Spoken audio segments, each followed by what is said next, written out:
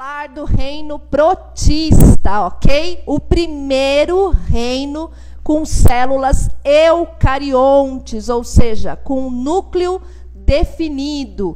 Essa galera aí agora já tem DNA e RNA. Então, vírus e bactérias procariontes. Então, eu só tenho DNA ou RNA. O reino protista, ele já vem sendo o primeiro reino que trata de células eucariontes, células já toda definida. O reino protista, ele tem uma coisa bem legal. Ele vai trabalhar duas espécies, as algas e os protozoários. As algas, ela seria a primeira espécie do reino plantae. Mas entre as algas e as briófitas, que são os musgos, aquele que te derruba na pedra da cachoeira, existe uma longa diferença morfológica. Existe uma grande diferença de estrutura física. Quando você pega uma alga, quando você pega uma briófita, que você analisa ali no microscópio, você vê uma diferença muito grande entre uma e outra. Então, o que fizeram? Pegaram as algas e fizeram um reino para ela, reino protista. E os protozoários, Érica? Os protozoários, ele também era o primeiro do reino Animalia, tá? Ele era o primeiro e depois vem os poríferos, que são as esponjas. Mas se você pega um protozoário e pega uma esponja, a estrutura dele, morfológica, a estrutura de massa dele é muito diferente dos poríferos. Então, o que fizeram também? Tiraram o protozoário lá do reino Animalia e colocaram eles com as algas, e aí fizeram, então, o reino protista. O reino protista, então, eu posso dizer, Érica, que é um reino de estruturas bem menos evolutivas? Sim. Ele é um reino onde os dois participantes desse reino, eles trazem estruturas bem menos evolutivas, tá? Não é porque a célula dos protozoários é uma célula eucarionte que faz dele um ser muito evoluído, não. Ela é uma diferença, mas não que isso cause uma evolução morfológica, de estrutura, tá? Eles não são tão primitivos. As bactérias são mais primitivas do que eles, tá? Por eles serem eucariontes, eles conseguem já ser um pouquinho mais evoluído que as bactérias. Quando você pegar a sopa primordial, lá quando estuda a evolução das espécies, você vai ver que a bactéria ela cai no meio da água, né? E aí ela acaba se transformando e fazendo, então, a função de ser mais primitivo. Beleza, pessoal? Muito bem. Então, Érica, o que difere os protozoários? O que vai fazer essa diferença? Os protozoários, pessoal, a única coisa que eu consigo fazer de diferença com eles é o meio de locomoção. Então, assim, você está lá no meio da sua prova, viu que está tratando de um animal que se difere pelo meio de locomoção, não tenha dúvida, é um protozoário, tá? Então, vamos entender um pouquinho de alga e um pouquinho de protozoário. Segue aí os meus slides para você entender. Então, esse daqui, ó, é tipos de locomoção. Nesse caso aqui, ó, nós estamos vendo uma ameba, a gente vai falar sobre ela, e eu quero que você perceba que a ameba, ela tem um processo de se esparramar dentro do protozoário. E é assim que ela se locomove. Sabe aquele brinquedo de criança entoameba, né? Amoeba, na verdade, aquela geleca, ela chama amoeba. Ela é criada em cima disso daqui, ó. Você coloca ela na mesa, ela esparrama. Sim, os protozoários são animais, por isso que eu posso dizer que eles fazem parte da evolução dos reinos animais, tá? E a evolução do reino protista é o modo de locomoção desses animais. Olha lá, aqui eu tenho uma forma de se movimentar, né? De se expandir aonde ela acaba fazendo até a fagocitose, o tipo de alimentação. Eu vou voltar aqui para você. Olha lá, opa, olha lá. A fagocitose, ou seja, o ato de englobar as partículas para a alimentação, é essa forma de você poder trazer para você, e aí você junta, né, esparrama o seu material e consegue englobar o que você quer fagocitar, o que você quer comer. Olha lá, que bacana esse modo de fazer fagocitose e esse modo de locomoção, tá? As bactérias também fazem esse tipo de fagocitose, tá? Ela engloba as partículas, beleza? Olha que bacana. Eu trouxe isso justamente para vocês entenderem o que é fagocitose. Isso aqui é muito importante, pessoal. Fagocitose é o ato de englobar partículas sólidas para poder fazer a alimentação do animal. Tudo bem? Muito bem, vamos lá. Outro modo de apresentação, olha, outro modo de locomoção do reino protista, tá? Aí eu estou falando de um esporozoário. Esse tipo de reprodução aí, desculpa, esse tipo de locomoção aqui é da malária, da doença malária, tá? Ele é como se fosse ventosas e eles vão fazendo exatamente esse movimento para se locomover. Tudo bem? Essas doenças nós vamos falar todas, eu vou voltar tudo isso. Eu só quero que vocês entendam a animação para vocês, quando eu falar do meio de locomoção, você falar, ah, eu já vi isso, a Érica já mostrou isso daí no slide e fica mais ilustrativo para que você consiga entender. E temos também as algas, tá? Olha que bacana. Alga é aquilo que você está lá no mar, de repente você sente enroscando no seu pé, você dá grito achando que é o tubarão. Não é, são algas, tá? Que ficam lá soltas, porque eles fazem parte de fitoplâncton, né? Então fica solta lá e você enrosca o pé e grita achando que é um tubarão, sendo que a água está no seu tornozelo. Mas não, são algas, ok? Ela é aquela que também está em volta do sushi que você come aí da comida japonesa. E aí a gente vai entender um pouquinho sobre isso. Beleza? Olha, eu trouxe outra alga, uma alga marrom, tá? Para vocês verem a diferença. Um paramécio também é um protozoário, e eu quero que você perceba que ele é cheio de cílios, que é o modo de locomoção dele, é os cílios. Então, logicamente, né, pessoal, ele está ampliado, esse paramécio, esse protozoário. Ele dá muito em água de riacho, tá? Esses cílios é o que faz a parte de locomoção. Então, vamos lá. O que nós vamos ver nessa aula? Nós vamos saber os tipos de características dos protozoários, as algas, as classificações das algas, os protozoários em si. E aí eu trouxe um videozinho e classificar esses protozoários para que você mande mega bem no seu vestibular. Bom, o reino protista, ele vai englobar um grupo muito grande, tá? 40 mil espécies aí eu tenho. Então, quando tirou ele lá do reino Plantae e do reino Animalia, sabiam que ele era extremamente importante, já que ele tem 40 mil espécies. Bom, quem que está nesse reino, já falei para vocês, vou repetir. As algas, tá? E os protozoários. Então, dá uma olhadinha aí, tipos de protozoários e tipos de algas. Se você estiver olhando e achando que aquilo é um olho, não se engane, não é um olho, tá?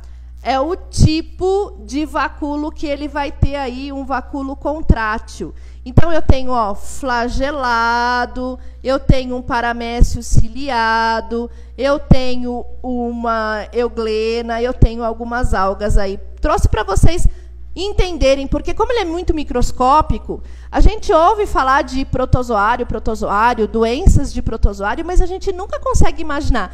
Porque o vírus e a bactéria, a gente tem uma noção, mas os protozoários, ele não é muito difundido a morfologia dele. Então, eu trouxe essas imagens para que vocês consigam diferenciar, de repente, na hora aí de uma questão, onde você encontre essa imagem, você fala, opa, eu vi isso lá na aula da Érica, e eu sei que isso daqui é um protozoário, isso é um protozoário, isso é um protozoário, um protozoário, um protozoário, o resto é algas. Vamos lá.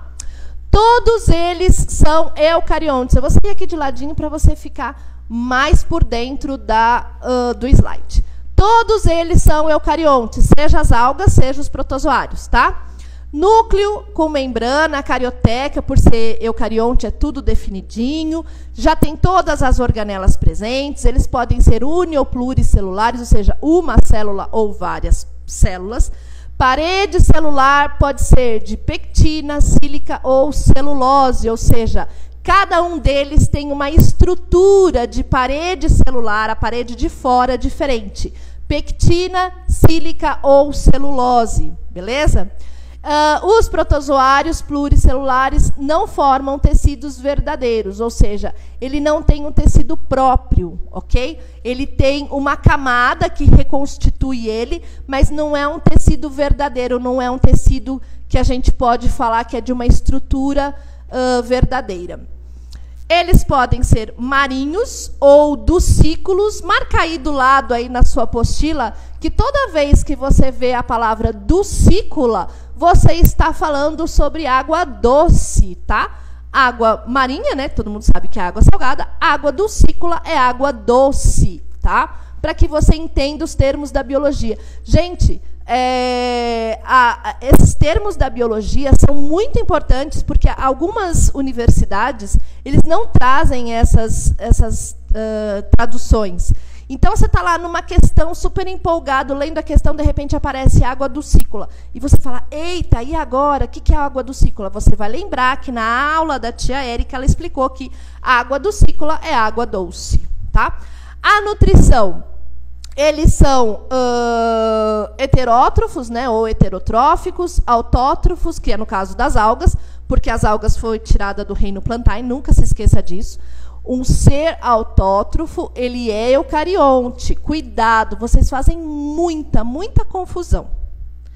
Seres autótrofos e seres heterótrofos ou heterotróficos, tanto faz autotróficos ou autótrofos, heterótrofos ou heterotróficos, eles são seres eucariontes. Érica, eu não sei o que é autótrofo e heterótrofo. Calma que eu te explico. Autótrofo é aquele que faz o seu próprio alimento. Pega a luz solar, tá? E transforma a glicose no alimento dele mesmo. Ele não precisa de outro meio para se alimentar.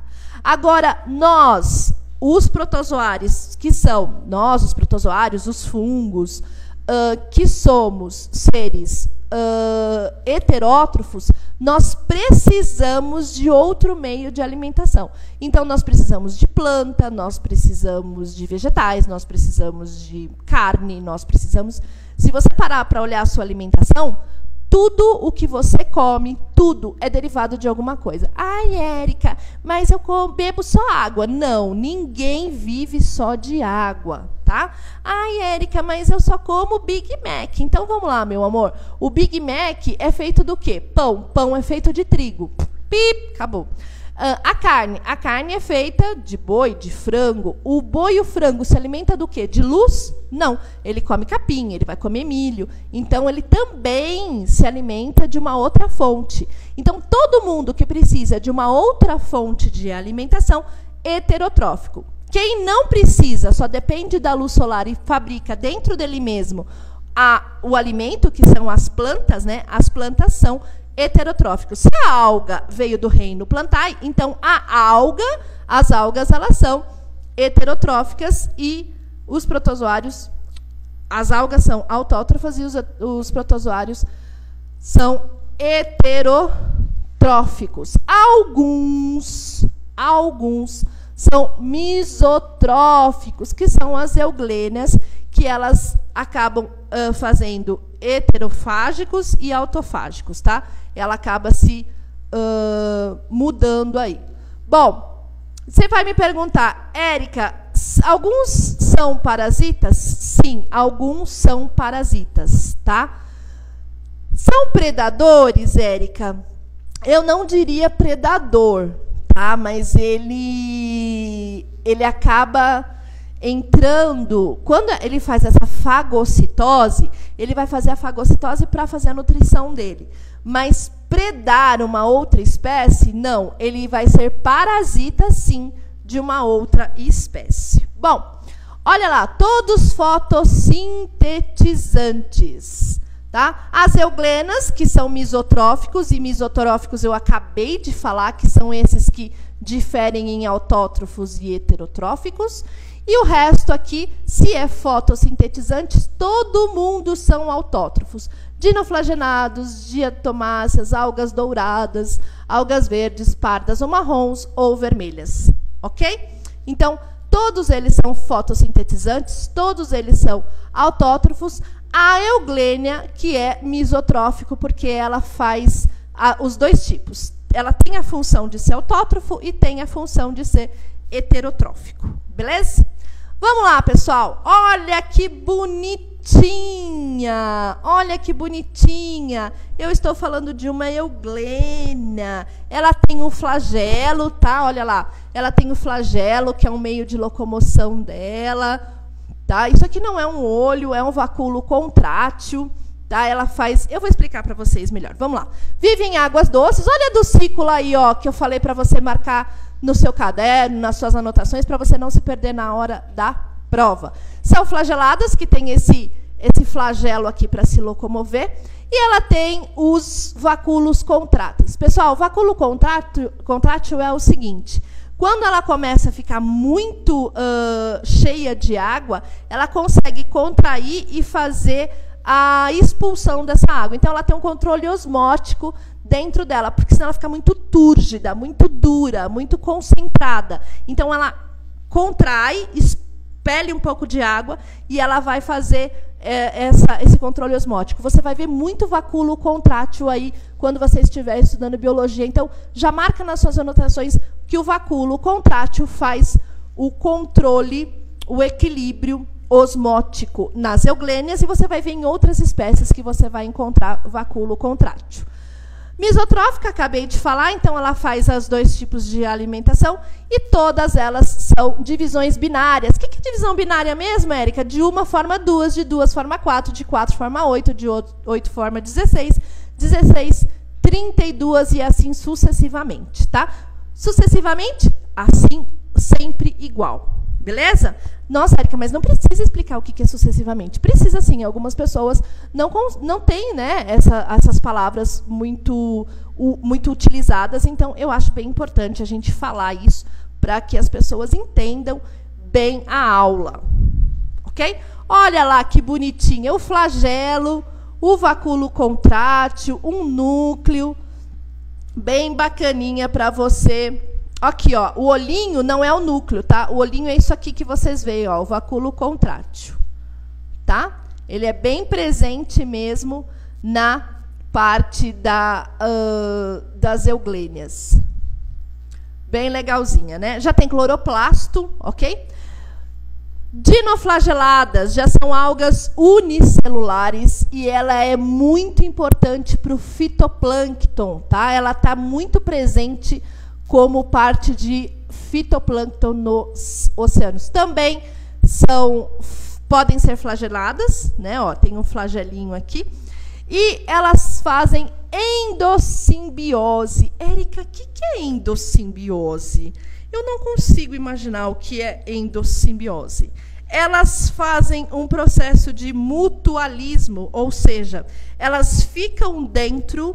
Né, dentro, elas ficam dentro de uma outra espécie, mas elas não causam nenhum dano para essa espécie. Então, olha lá, elas vão viver no interior de vários invertebrados, como corais, água-vivas, anêmonas e esponjas. Elas ficam ali, elas fazem reprodução ali, elas vivem uma vida inteira ali dentro, mas elas não causam nenhum mal para quem elas estão fazendo essa interação ecológica. Então, o mutualismo puxa aí uma seta, puxa aí um balão nas suas anotações. Mutualismo é uma relação ecológica aonde não vai causar nenhum dano para a espécie em que ela está. Ela vai viver ali tranquilamente e não vai causar nenhum mal, tá? Não vai causar nenhum mal para quem ela está fazendo essa parte de mutualismo. Já expliquei o que é misotrófica, né? Ela faz os dois tipos. E elas são responsáveis pela substância tóxica da maré vermelha. Então, quando você pega algumas literaturas, aí você vê aquele oceano todo vermelho, você fala, nossa, que coisa linda, quero conhecer essa praia. Opa, opa, opa, cuidado aí. Essa praia, né, que aparece em várias fotos, se você entrar aí no Google, você vai ver fotos lindíssimas, porque realmente o mar fica muito bonito, é quando elas vão fazer a reprodução e elas soltam essa toxina e a água fica vermelha. E aí, pessoal, ela acaba sendo muito tóxica, tá? Neste momento, presta atenção, marca bem aí o que eu estou falando, ó. Quando você vê uma maré vermelha, é um sinal que ela está solta no mar.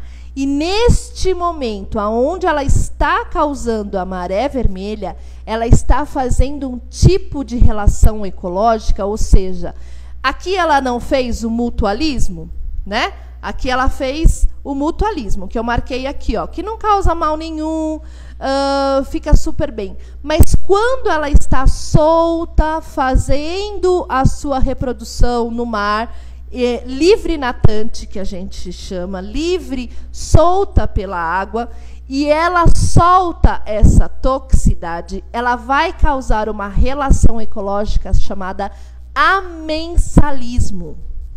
Amensalismo. Amensalismo é um tipo de relação ecológica aonde este ser causa alguma coisa que mata as outras espécies. Quer ver um outro tipo de amensalismo? Os antibióticos, não todos, mas alguns antibióticos, eles são feitos de fungos. E os fungos, né, no caso, presentes nesse antibiótico, mata o quê? Mata bactérias. Então, neste caso, aonde o fungo está sendo utilizado dentro do antibiótico para matar a bactéria, ele está causando uma relação ecológica de amensalismo. Tudo bem, pessoal? Então, se ela está tranquila, vivendo tranquilamente dentro do interior de uma espécie, mutualismo, não está causando dano a ninguém. Quando ela está livre e liberando essa toxina no oceano, que ela causa a maré vermelha, ela é uma relação ecológica de amensalismo, tá? O amensalismo, ele vai sempre ser o controle sobre outra espécie. Porque a hora que ela solta essa toxina na água, ela controla, ela mata, né, muitas espécies, sem precisar fazer a predação. Ela não está predando para se alimentar ou para território, que é no caso da relação ecológica de predação. A relação ecológica de predação, ele vai brigar por território, por fêmea, por comida. Aí é tipo uma competição entre as espécies. No caso do amensalismo, ele controla e mata sem precisar utilizar o que ele está matando. Ele mata por uma reação dele mesmo, sem precisar fazer o uso do que ele está matando. Ok?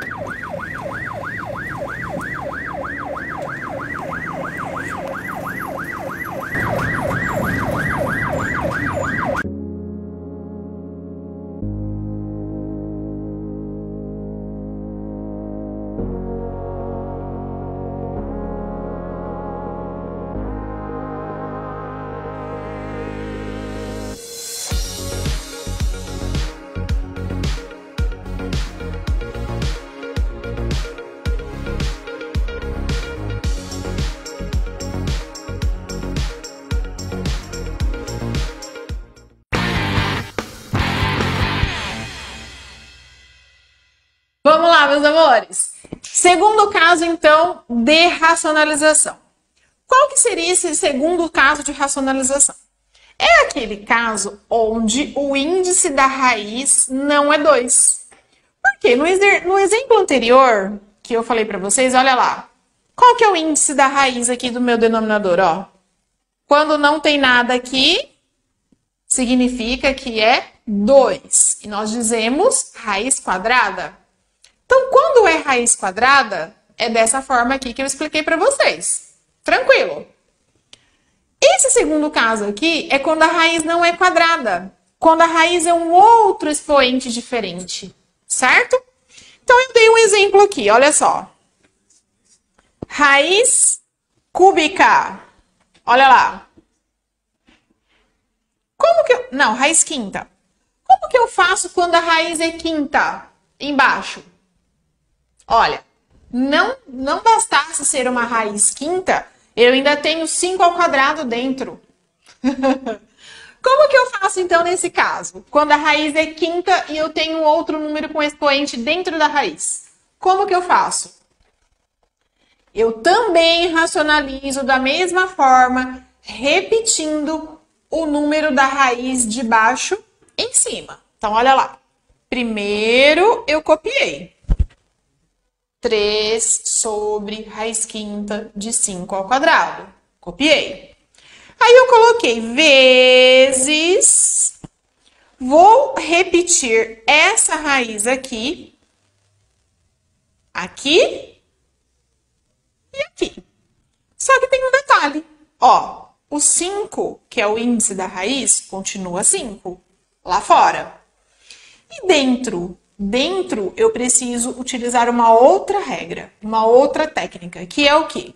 Eu faço o índice da raiz menos o expoente do número. Ó, 5 menos 2. Certo? Isso é uma regra. E essa é a técnica da racionalização com o índice diferente de 2. Aqui, mesma coisa.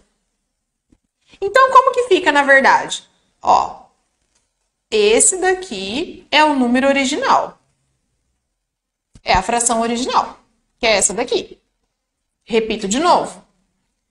Vezes raiz quinta de 5 ao cubo. De onde saiu esse 3? 5 menos 2. 3. E embaixo, mesma coisa. Raiz quinta de 5 ao cubo. Certo? E aí, como que eu resolvo agora? O de cima com o de cima, o de baixo com o de baixo. Então, como que vai ficar?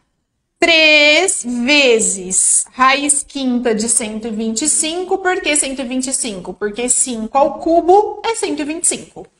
Embaixo, raiz quinta de 5 ao quadrado vezes raiz quinta de 5 ao quadrado, vai simplificar tudo e vai ficar o quê? 5. Então, eu vou explicar para vocês novamente esse exemplo, tá bom? Vamos lá. Eu tenho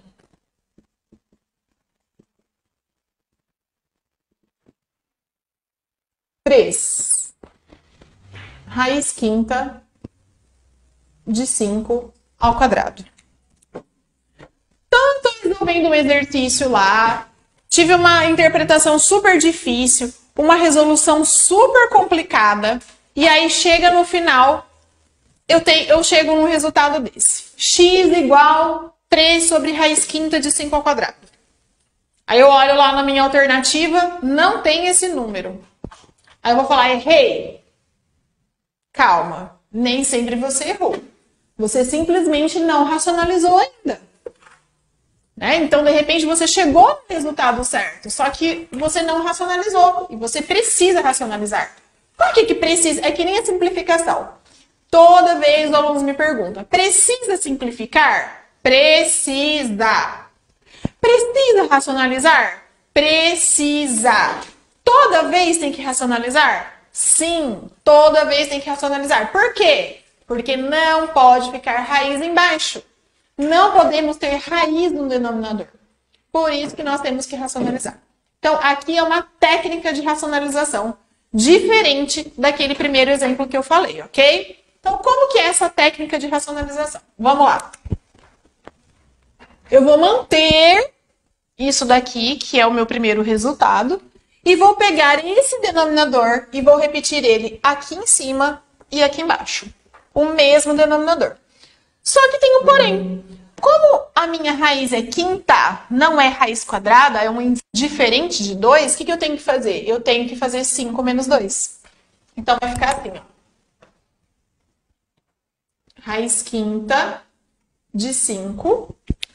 E aí, eu pego esse 5 aqui, coloco aqui. Menos esse 2 aqui. Coloco aqui. É isso. E a mesma, sempre que quando eu vou racionalizar, a mesma que eu faço em cima, eu faço embaixo. É só repetir embaixo. Então, aqui vai continuar. Raiz quinta de 5 elevado a 5 menos 2. A mesma coisa, em cima e embaixo. Feito isso, o que eu vou fazer? Vamos lá. Vamos lá. Essa daqui eu vou fazer aqui embaixo, ó, para vocês entenderem melhor. Eu acho que embaixo fica mais didático. Então, aqui é raiz quinta de 5 ao quadrado, certo? Aqui vai ficar raiz quinta de 5 ao cubo. E aqui também, raiz quinta de 5 ao cubo. Ok? E agora? Agora eu vou fazer aqui na frente, ó. O de cima com o de cima, o de baixo com o de baixo. Lembre no exemplo anterior que eu falei que o número que está fora eu não junto com o número que está dentro? Então, vai ficar como? 3 vezes isso daqui. 3 raiz quinta de 5 ao cubo. Só juntei. Não posso misturar. Agora, aqui não. Aqui eu posso misturar. Por quê? Porque os dois estão dentro da raiz. Quando os dois estão dentro da raiz, eu posso juntar numa raiz só. Certo? Então, vamos lá. Lá no exemplo anterior, quando tinha raiz de 2 vezes raiz de 2, não ficou raiz de 4? Por que ficou raiz de 4? Porque não é... Porque o que eu fiz? Eu peguei essas duas raízes e juntei numa raiz só, 2 vezes 2, que é raiz de 4, que é 2. Esse daqui tá fácil porque é um exemplo simples, né? É um número simples sem expoente. Só que a mesma regra que eu fiz aqui, eu vou fazer aqui. Eu vou juntar essas duas raízes numa raiz só. O que eu vou fazer com os números que estão dentro? Eu vou multiplicar os números que estão dentro, que nem eu fiz aqui. Eu coloquei uma raiz só com os números que estão dentro multiplicados. Então, aqui eu vou fazer isso também, ó. Uma raiz só, continua a raiz quinta. O número que está dentro vezes o outro número que está dentro. Ó. Certo? Vamos lá. Juntei o de cima, vou repetir. Só repetir. Não fiz nada. E aqui? Aqui eu vou usar a regra de potenciação, ó. Junto. Bases iguais, junto numa base só. Então, vai continuar a raiz quinta. E aqui eu vou juntar. Quando eu junto com uma multiplicação no meio, o que eu faço com os expoentes? Esse mais esse. Então, aqui vai ficar 2 mais 3. Certo? 3 raiz quinta de 5 ao cubo eu copio. E aqui? Raiz quinta de 5 elevado a 5. É mágica? Não é mágica. É matemática. Cortei aqui. O que acontece quando eu corto o expoente de dentro com o índice da raiz? O número sai da raiz. Então, por isso que embaixo ficou 5. 3 raiz quinta, agora eu vou resolver. 5 ao cubo. 5 vezes 5 vezes 5, que é 125. Eu já vou sair da frente, peraí. Deixa eu ver se ó, 3 raiz cúbica de 125, porque 5 ao cubo é 125. E aqui, como cortou, sai. Posso simplificar o número de fora com o número de fora? Não dá para simplificar, porque eles não são múltiplos. Então, aí não tem mais o que fazer. Acabou aí. Esse é o resultado final. Chega lá. Vambora. 3 sobre raiz quinta de 5 ao quadrado.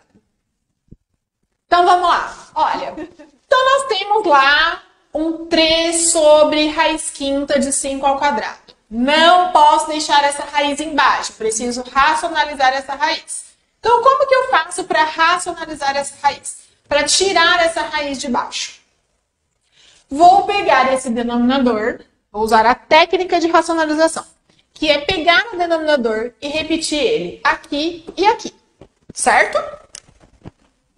Então, eu vou repetir essa raiz quinta aqui e aqui. Vou repetir. Só que tem um problema. Quando eu tenho raiz com índice diferente de 2, eu tenho que fazer uma outra coisa. O que é essa outra coisa? Eu vou manter a base. E o expoente eu vou subtrair. Então, eu vou fazer esse expoente menos esse expoente. Então, vai ficar 5 menos 2. E aqui também. Porque tudo que eu faço nesse de cima, eu tenho que fazer nesse de baixo. Tem que ficar igualzinho. Manter o 5 é uma regra. Por quê? Porque a base tem que ser sempre a mesma. E o índice da raiz também tem que ser sempre o mesmo.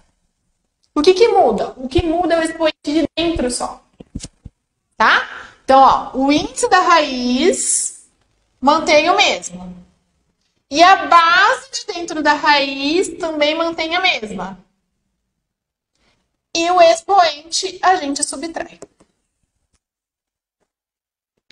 Ok?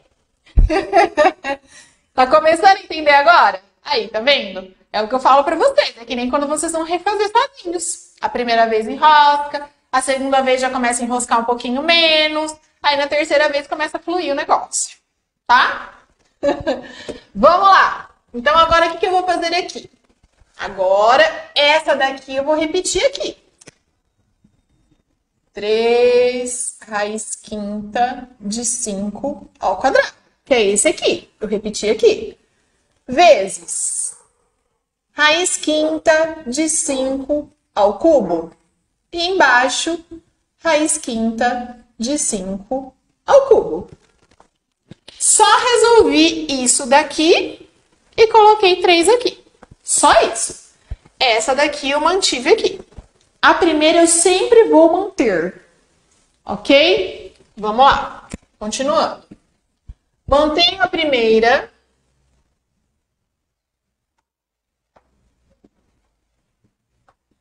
Mesma coisa. E agora? O que eu vou fazer? Eu vou juntar em cima. Ó. Vou fazer o de cima com o de cima e o de baixo com o de baixo. Quando eu faço de cima com o de cima, eu não posso juntar 3 vezes 5. Não posso fazer 3 vezes 5, porque o 3 está fora e o 5 está dentro. Então, eu preciso fazer o quê? Só juntar. 3 raiz quinta de 5 ao cubo. Só juntei. Não multipliquei ninguém. Agora, aqui não. Aqui eu posso multiplicar. Por que eu posso multiplicar? Porque são duas raízes. Então, o que está dentro com o que está dentro, eu posso. Então, eu vou manter uma raiz só. Raiz quinta. Continua sendo raiz quinta. Sempre. O índice da raiz não muda nunca. Ele continua sendo sempre o mesmo, até o final. E dentro? Eu vou juntar 5 ao quadrado vezes 5 ao cubo. Certo? Tá. Em cima eu vou repetir. 3 raiz quinta de 5 ao cubo. Embaixo, ó, regra de potenciação. Bases iguais junto numa base só. Então, a raiz quinta continua. E aqui vai ficar uma base só. E faz o que com os expoentes? Como está multiplicando, soma os expoentes. Mantenho a parte de cima sem mexer por enquanto. Embaixo, raiz quinta de 5 elevado a 5. Certo? Por que eu fiz tudo isso daqui? Por que eu fiz essa trabalheira toda? Isso.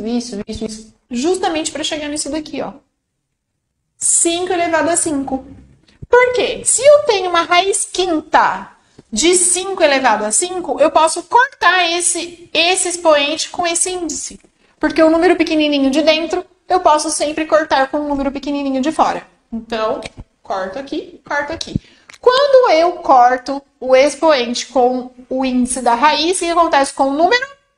Sai de dentro da raiz. Então, 3. Quanto que é 5 ao cubo? Agora eu vou resolver. 5 vezes 5 vezes 5, 125. E aqui, como eu cortei expoente com índice, o 5 sai da raiz, a base sai da raiz. Pronto. Aqui é a raiz quinta, tá? Não muda.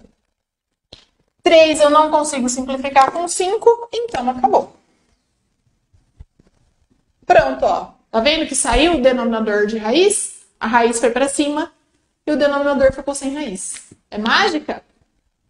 É regra. Tá bom, meus queridos? Então é isso. Então vamos lá. 3 sobre raiz cúbica de 3. Esse exemplo, ele é chatinho. Ele parece simples. Mas por que eu coloquei ele? Porque tá vendo que todos os números são 3? Todos os números iguais. Isso confunde um pouco. Tá? Então é um ótimo exercício para você treinar. Treinar. Vamos lá. O primeiro eu mantenho e vou fazer o quê? Vou pegar esse denominador e vou repetir aqui e aqui. Então vamos lá. Vou repetir a raiz cúbica aqui e vou repetir a raiz cúbica aqui. Certo? Tá. A base também eu vou manter. A base que é 3. Agora eu preciso subtrair o expoente, né? Porque é a regra. Então, esse expoente menos esse expoente. Mas que expoente se não tem nada? Quando não tem expoente é 1. Todo número está elevado a 1. Só que o 1 está invisível ali. Então, vai ficar 3 menos 1. E aqui também eu repito. 3 menos 1, ok? Então, vai ficar 3 embaixo, raiz cúbica de 3. Vezes raiz cúbica de 3 ao quadrado, porque 3 menos 1 é 2. E aqui, raiz cúbica de 3 ao quadrado. Certo? Bora. Agora eu junto. O de cima com o de cima, o de baixo com o de baixo. Juntando. 3. Raiz cúbica de 3 ao quadrado. Só juntei. Não multipliquei ninguém. Aqui eu vou multiplicar, porque os dois estão dentro. Então, eu vou manter uma raiz cúbica só. E vou pegar o primeiro vezes o segundo. Em cima, eu continuo mantendo. 3 raiz cúbica de 3 ao quadrado. E aqui? Aqui eu vou usar a regra da potenciação. Raiz cúbica continua. Vou juntar esses 3 em um só. E aqui vai ficar 1 mais 2, que é 1 daqui com 2 daqui. Tá multiplicando, mantém uma base só e soma os expoentes. Vou manter 3 ao quadrado é 9. E aqui? Raiz cúbica de 3 ao quadrado. Aliás, de 3 ao cubo. Ó, apareceu, ó. 13 e 3. Sempre vai aparecer. Se você desenvolveu certinho, sempre vai aparecer. Cortei, o 3 sai. Então, 3. Raiz cúbica de 9. Lembrando que raiz quadrada de 9 é 3. Mas a raiz cúbica de 9 Não é 3. E aqui? Cortou, saiu. Olha, esse caso aqui, eu posso cortar o 3. Por quê? Porque esse 3 está fora e esse 3 também está fora. Então, eu posso simplificar. Neste caso, a minha resposta é cúbica de 9. Ok? Aí não tenho mais o que fazer, porque como eu disse, raiz quadrada de 9 é uma coisa, raiz cúbica de 9 é outra, ok?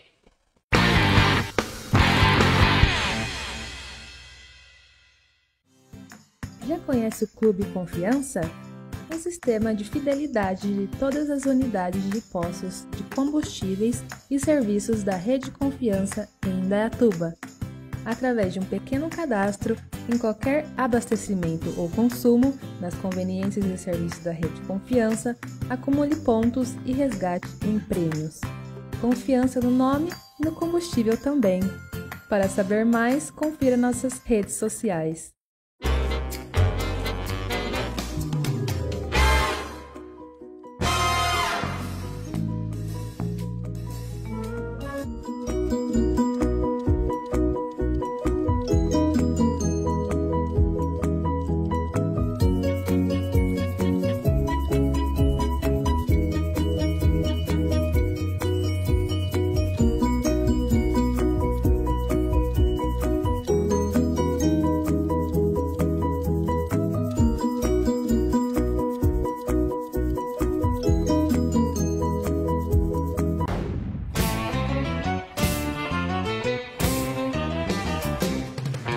No Pesqueiro 3T, você encontra pratos deliciosos aliados a um ambiente muito agradável e descontraído.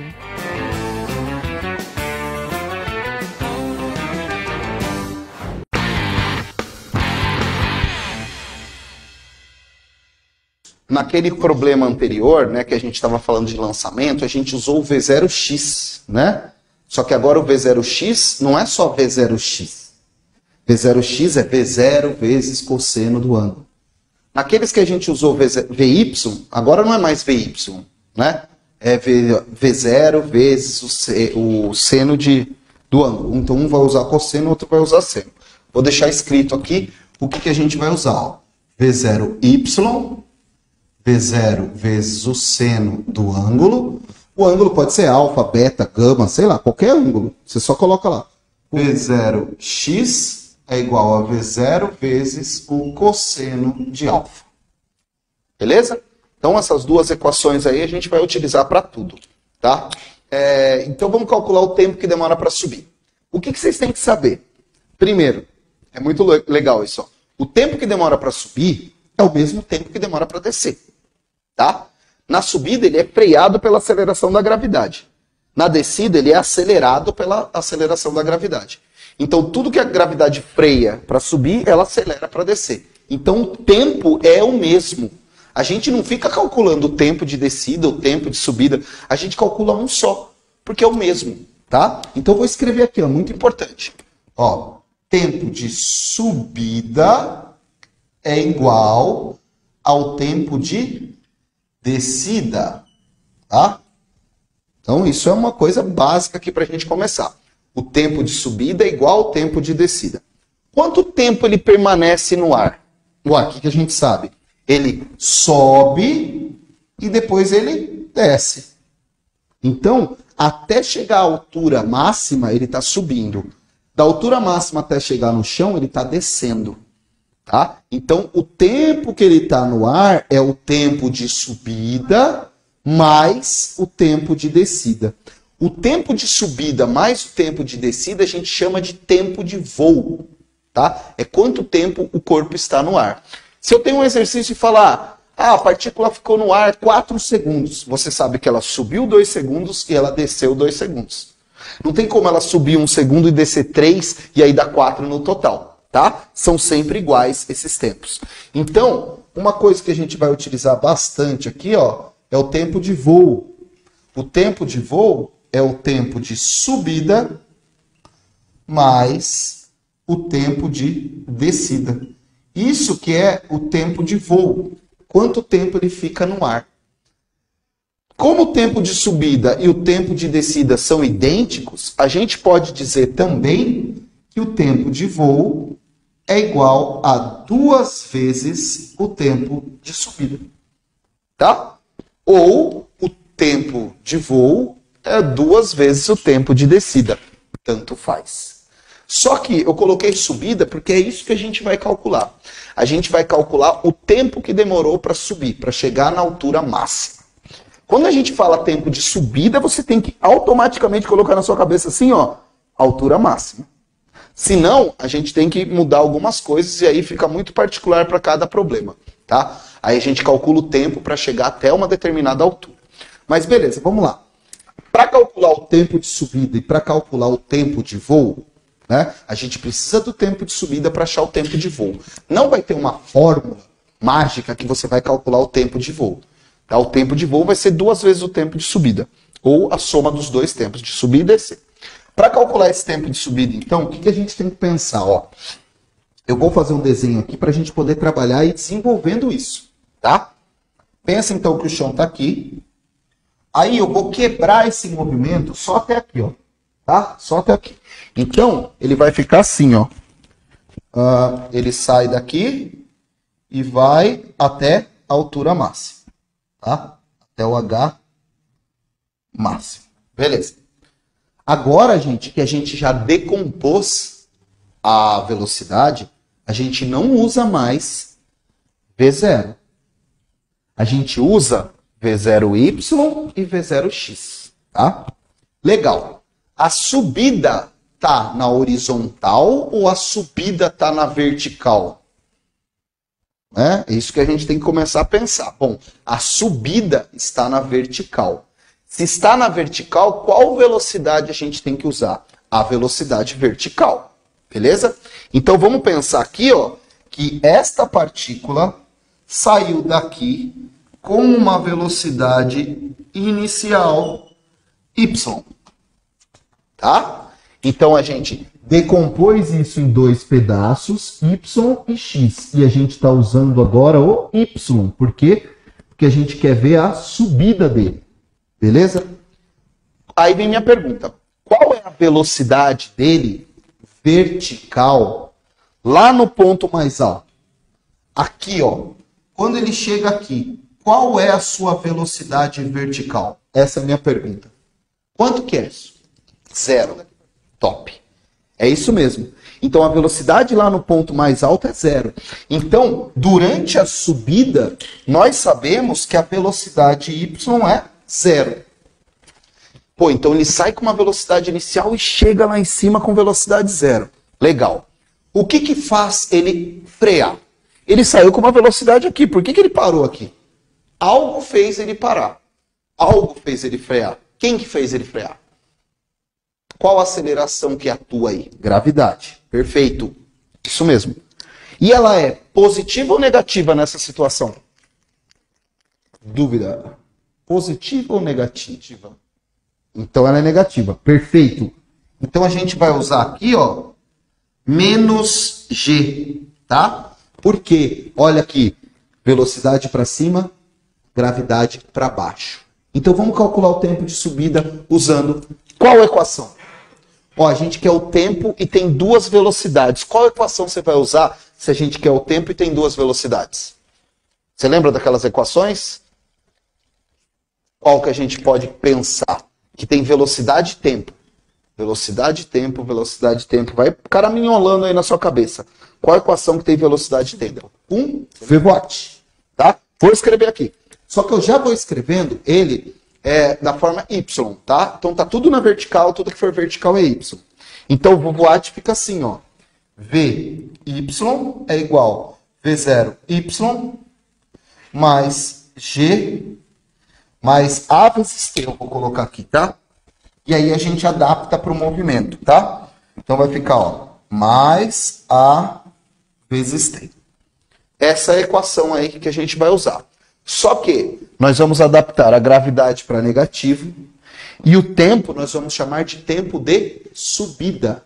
Então nós estamos calculando uma fórmula para achar o tempo de subida. Beleza? Então vai ficar assim, ó. Vy.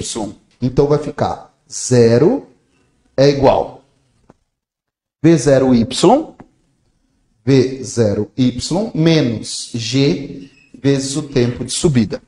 Vai ficar muito parecido com o lançamento vertical, como a gente calculava quanto tempo demorava para subir. Vai ficar muito parecido, ó. Isso daqui vai ficar, ó, tempo de subida, tá? Tá tudo negativo, vai positivo, tá? Tá fazendo uma subtração, vai fazendo uma soma. O G que está multiplicando vai dividindo. Então isso daqui vai ficar assim, ó. V0Y sobre G. É assim que a gente calcula o tempo de subida. Só tem um mísero detalhe final. V0Y vale o quê? Ó, vai subindo minha mão aqui, ó. Ó. Vale V0 seno de θ. Então, para calcular o tempo de subida, V0 vezes o seno do ângulo dividido pela gravidade. Então é assim que a gente vai calcular o tempo de subida, tá? V0 vezes o seno do ângulo dividido pela gravidade. E para calcular o tempo de voo, é só multiplicar isso por 2. Tá? Se a gente multiplicar isso por 2, a gente acha o tempo de voo. Então isso daqui é para achar o tempo de subida. Ah, importante a gente colocar aqui. Tempo de subida. E eu vou colocar aqui do lado, ó, o tempo de voo. Tempo de voo. Vou fazer de outra cor para poder destacar aqui. Lembra que a gente viu que o tempo de voo, ó, é igual a 2 vezes o tempo de subida? Então o tempo de voo é 2 vezes isso, tá? Então você pode escrever aqui, ó, essa é uma equação importante para você colocar aí nas suas coisas, tá? E tempo de voo é igual a 2 vezes V0 seno de alfa sobre G, tá? Então, tempo de voo é 2 vezes isso daqui. Então vai ficar 2 vezes V0 seno de alfa sobre G. É com o tempo de voo que a gente calcula o alcance que chegou.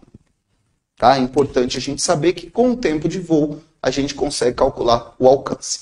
Basicamente, nos problemas de lançamento oblíquo, o que o problema te dá? Essa velocidade. A partir dessa velocidade, e te dá o ângulo, né? Então, com essa velocidade com o ângulo, você consegue calcular isso, consegue calcular isso, consegue calcular o tempo de voo, consegue calcular o tempo que demorou para subir, você consegue calcular tudo. Só que você precisa ter a velocidade inicial e o ângulo, senão não dá. Tempo aqui, ó, tá? Ah, como é que calcula o tempo de descida? Do mesmo jeito, tá? Igualzinho, do mesmo jeito. Vai dar a mesma coisa. Não é necessário, tá? Então, ó, essa outra parte aqui da missão, nós já fizemos, tá? Vamos então aí para finalização. A gente calcula a altura máxima e o alcance. Beleza? Podia fazer assim, né? Vou escrever então aqui uma das coisas que a gente já achou também para guardar. Então a gente achou que o tempo de subida é igual a V0 seno de alfa sobre G. E nós achamos também que o tempo de voo é igual a 2 vezes o tempo de subida. Pronto, fica mais fácil, né? Acha o tempo de subida, multiplica por 2, você tem o tempo de voo. Fechou. Agora, vamos para a altura máxima. Como é que a gente vai calcular a altura máxima que atingiu? Para calcular essa altura máxima que atingiu, a gente pode pensar em Torricelli, a gente pode pensar em sorvetão. Sorvetão vai dar trabalho, tá? Por que vai dar trabalho? Porque agora a gente tem a velocidade inicial. E aí vai ficar H igual V0Y vezes o tempo de subida menos G, tempo de subida ao quadrado sobre 2.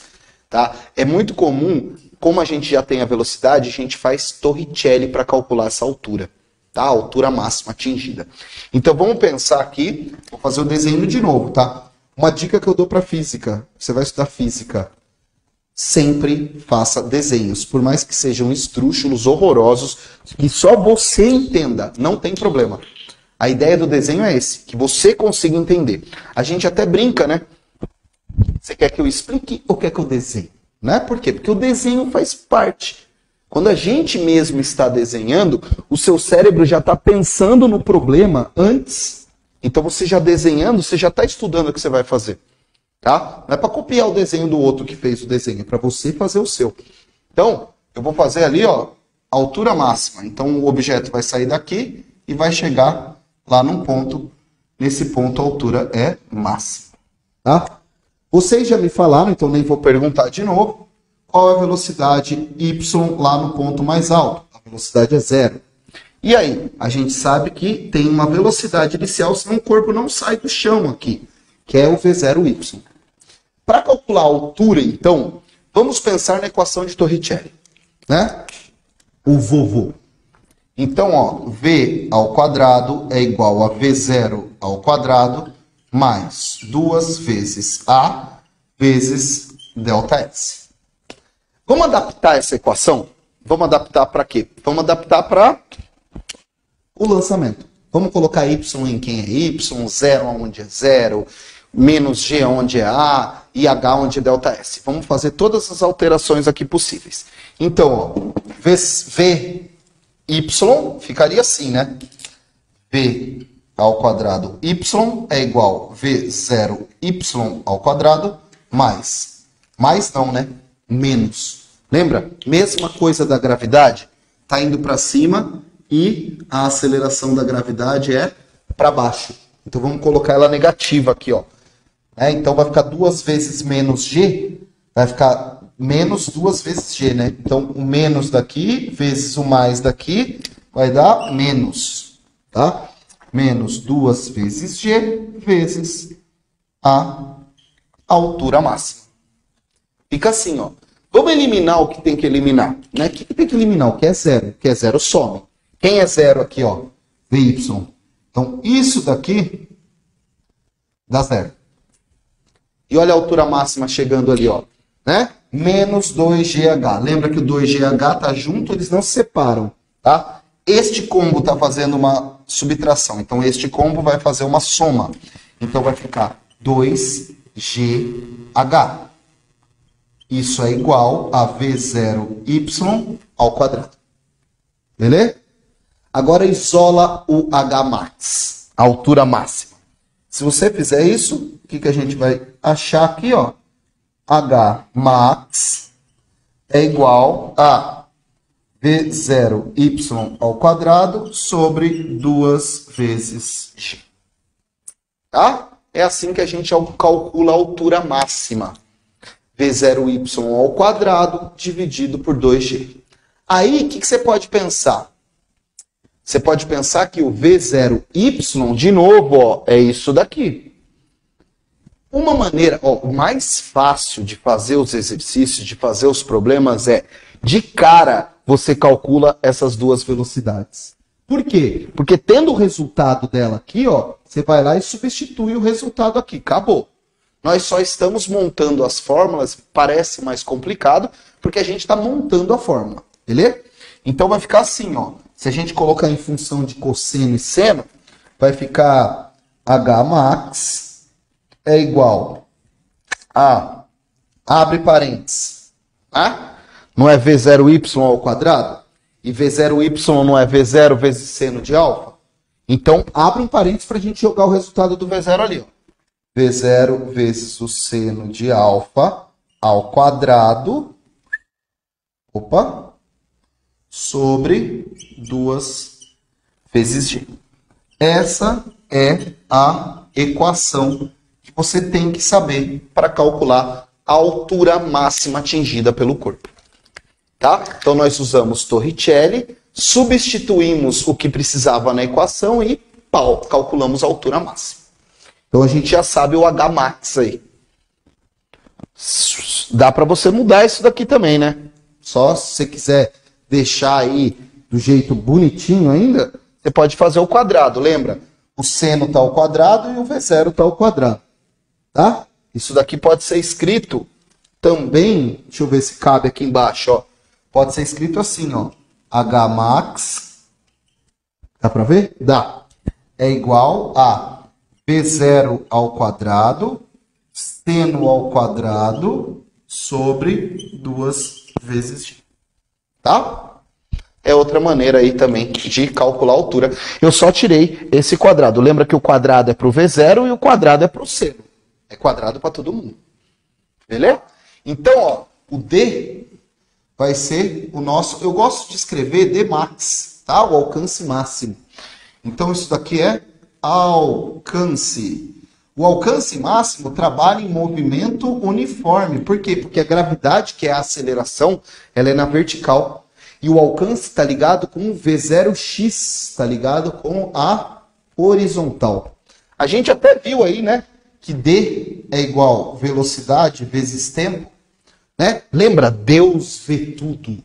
Ó, ajudou, né? Você lembrar, Deus vê tudo. Se você é uma pessoa assim meio ruim, é o diabo vê também, tem que ficar esperto, tá? Ah, essa fórmula aqui serve para os dois, tá? Deus vê tudo e o diabo vê também. Então você não faz coisa errada para você ver, não. Tá? Aqui, ó, vamos chamar de D max. Aqui é em X, é na horizontal. Então a gente chama de V0x. E o alcance vai depender do tempo que ele está no ar. Então o alcance depende do tempo de voo. O alcance máximo depende do tempo de voo. Então este tempo aqui, ó, é o tempo de voo. Beleza? É assim que a gente calcula o alcance máximo. Vamos só substituir as coisas para vocês verem que tem uma... Dá para a gente provar qual é o melhor ângulo para você lançar um objeto e obter o alcance máximo dele. Tá? Então vamos lá. Ó. V0x. O que é o V0x? É isso daqui, ó. V0 cosseno de alfa. Beleza? Tempo de voo. O que é o tempo de voo? É 2 vezes o tempo de subida. Então, ó, alcance máximo é igual a V0 vezes o cosseno do ângulo vezes 2 vezes o tempo de subida. Então, é só substituir o tempo de voo aqui, ó, e eu substituir o V0 aqui, ó. Foi o que eu fiz. Ó, agora vamos substituir isso aqui, ó. Ó a loucura agora, ó. O que é o tempo de subida? V0 vezes seno de alfa sobre G. Vamos substituir ali? Ó, vai ficar assim. Alcance máximo é igual V0 vezes o cosseno de alfa vezes 2 vezes V0 seno de alfa sobre G. Meu Deus, velho. Você olha e fala, pelo amor de Deus, olha o tamanho disso, cara. Nunca vou conseguir. Calma, tá? Existe uma propriedade matemática que é assim, ó. 2 vezes cosseno de alfa vezes seno de alfa é igual a seno de 2 alfa. Tá? Propriedade matemática. Aquela matéria maravilhosa da matemática que é a trigonometria, né? Aqui, ó. 2. Opa, não dá para ver aí? Eu vou subir aqui então, ó. Rapidão. Então, vou escrever aqui, ó. 2 seno de alfa vezes o cosseno de alfa é igual a seno de 2 alfa. Tá? Uma propriedade matemática. Beleza? Então, ó, olha o que você tem aqui, ó. Eu vou circular para você ver, ó. Aqui, 2, cosseno e seno, tudo multiplicando. Então, 2 vezes cosseno vezes seno, o que dá? Seno de 2 alfa. Beleza? Então, a gente pode mudar isso daqui e V0 vezes V0 é V0 ao quadrado. Então, finalizando aqui, ó, o alcance máximo pode ser escrito por V0 ao quadrado vezes seno de 2 alfa sobre G. Essa é a fórmula para o alcance. Beleza? E a pergunta 1 antes de acabar. Qual é o maior valor possível para o seno? Qual é o valor máximo? Seno, cosseno, qual é o valor máximo que a gente consegue? Existe seno valendo 2? Existe o seno de algum ângulo que dá 2? Que dá 1,5? e dá 5. Lembra do círculo trigonométrico? O círculo trigonométrico trabalha aqui assim, ó. Aqui a gente tem 1, 1, 1, 1. E aqui pode ser 0 também, né? Depende do que a gente está falando. O máximo valor que a gente tem para seno e cosseno, gente, é 1. Nunca passa disso. Pesquisa na internet, círculo trigonométrico. Porque daí o que ele mostra para cá? Ó? Tudo que está deitado aqui, ó, é cosseno. Tá? Aí você tem cosseno de 0 vale 1. Cosseno de 90 vale 0. Cosseno de 180 vale menos 1. Tá? São os valores máximos para cosseno. O maior valor do cosseno é 1. Quando? Quando o cosseno é 0. Quando o ângulo é 0, o cosseno dá 1. Quando o ângulo é o contrário do 0 lá no círculo trigonométrico, 180 graus, ou 2π, ou π, quando o cosseno é de 180, ele vale menos 1. Então, o valor mínimo do cosseno é menos 1, máximo do cosseno é 1. O seno é a mesma coisa, só que o seno é em pé. Né? Então, 90 graus, você está aqui em cima. Ó. O maior valor do seno é quando é 90 graus, que ele vale 1. E o menor valor do seno é quando é o oposto aqui, ó, 270 graus. Ele vale menos 1. Beleza? Então, ó, o maior valor possível para o seno é 1. Se a gente pensar nos alcances, ó, se eu lançar um objeto com 30 graus, então ele vai fazer assim, ó. Se eu lançar um objeto a 45 graus, ele vai fazer assim, ó. Se eu lançar um objeto a 60 graus, ele vai fazer assim, ó. Então, ó, a primeira aqui, ó, aqui 30 graus. Em azul aqui, ó, 45 graus. Em vermelho aqui, ó, 60 graus. Imagina que eu estou lançando aqui. O maior alcance possível é dado quando o ângulo é de 45 graus. Tá? Se você lançar um objeto com ângulo de 60 graus e se você lançar um objeto com ângulo de 30 graus, o alcance é idêntico. Cai no mesmo lugar. Isso que é maluco. Tá? Se você lançar a 45 graus, cai mais longe possível. Por que cai mais longe possível? Olha nessa fórmula aqui, ó. O alcance depende do valor do seno. Quando que isso vai dar o maior valor? Quando o seno der o maior valor.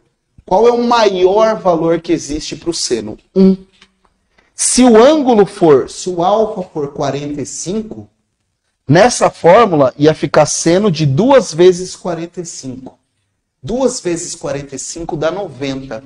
Então ficaria seno de 90 graus. 45 graus, você tem o alcance máximo. Quando a gente vai lançar foguetinho, a gente trabalha para que a base, né, de lançamento fique a 45 graus da horizontal.